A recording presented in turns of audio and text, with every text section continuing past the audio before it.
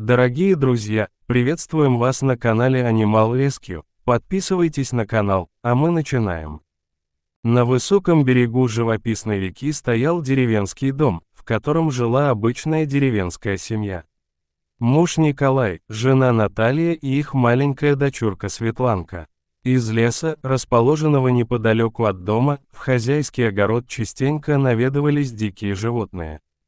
То заяц на морковку позарится, то лиса прибежит, заслышав куриное квохтание. Иногда даже кабаны заходили покопаться на хозяйских грядках. Все бы ничего, да только маленькая девочка не могла разговаривать, и что только не делали родители. И по врачам ходили, и к местным бабкам, да только все бесполезно. Не могли понять, в чем дело ни те, ни другие. Она с интересом наблюдала за природой, собирала красивые камешки, и собаки у нее были любимые друзья, с которыми она играла во дворе. А произошло это, когда Свете исполнилось 10 лет. Во время прогулки в лесу она внезапно запнулась и упала. Папа и мама обеспокоенно бросились к ней, но Света не могла сказать, что случилось. Она просто попыталась выговорить слова, но из ее рта выходили только невразумительные звуки. Родители были в шоке. Они не могли понять, что произошло с их девочкой. Все время они обращались за помощью к разным людям, но никто не мог объяснить, почему Света потеряла способность говорить. Света плакала и была очень расстроена. Она никак не могла передать своим родителям, что с ней происходит. Единственное, что они могли сделать, это держать ее руку и обнимать ее, чтобы она не чувствовала себя одинокой и испуганной. Врачи тоже были беспомощны. Они проводили много исследований и обследований, но так и не смогли дать точный диагноз. Это только усугубляло страх родителей и понижало настроение Светы. Но однажды, когда они недоверчиво направились к последнему специалисту, возникла искра надежды.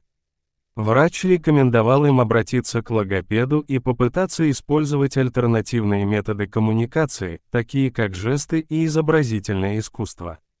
Родители приняли эту идею с открытой душой. Они записали Свету на занятия к логопеду и начали проводить время вместе, рисуя и делая разные жесты.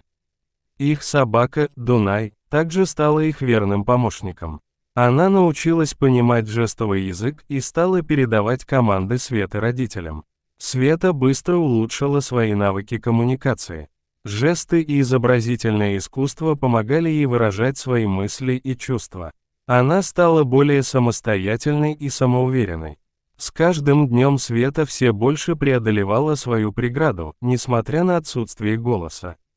Она научилась использовать жестовый язык, а также использовать технологические средства для передачи информации.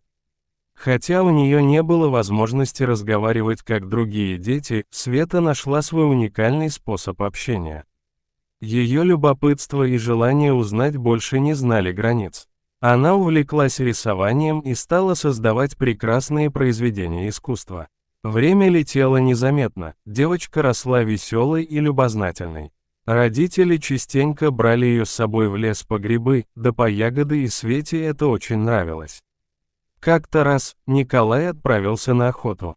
За целый день так ничего и не добыв, охотник сильно устал и присел на поваленное дерево отдохнуть и немного перекусить.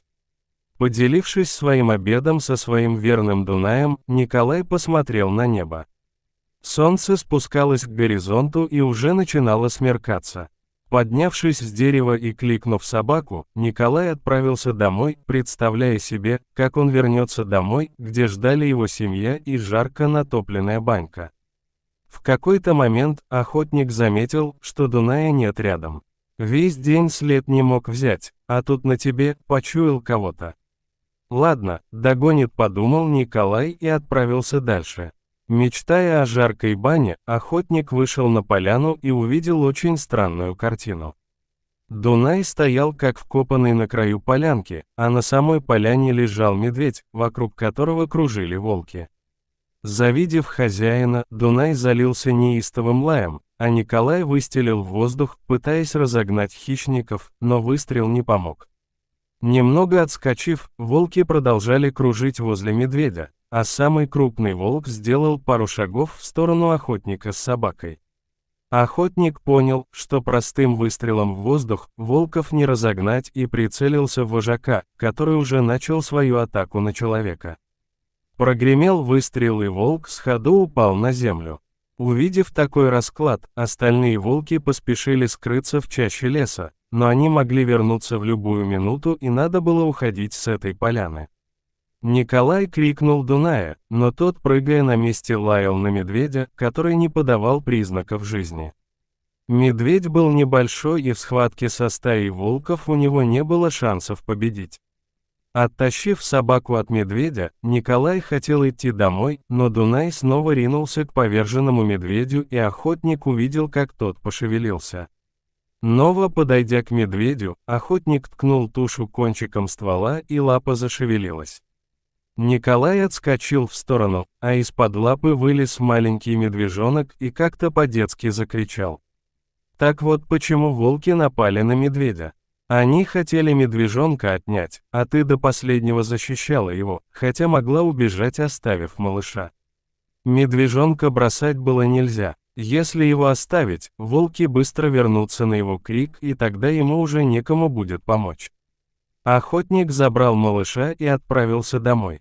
Принеся домой медвежонка, Николас с Натальей накормили его теплым молоком и уложили на сооруженную лежанку возле теплой печи. Медвежонок немного поворочился на старой и быстро уснул. Утром Светланка увидела маленькое чудо и уже не расставалась с медвежонком, а как-то раз Наталья услышала детский голосок из комнаты своей дочери и, не поверив своим ушам, подошла к двери комнаты. Света сидела на полу и гладила медвежонка, пытаясь что-то сказать, но у нее это плохо получалось, зато мать впервые услышала, как звучит голос ее дочери. Спустя 6 месяцев Света уже могла сказать «мама» и «папа», а медвежонок уже подрос, и его нужно было вернуть в его естественную среду.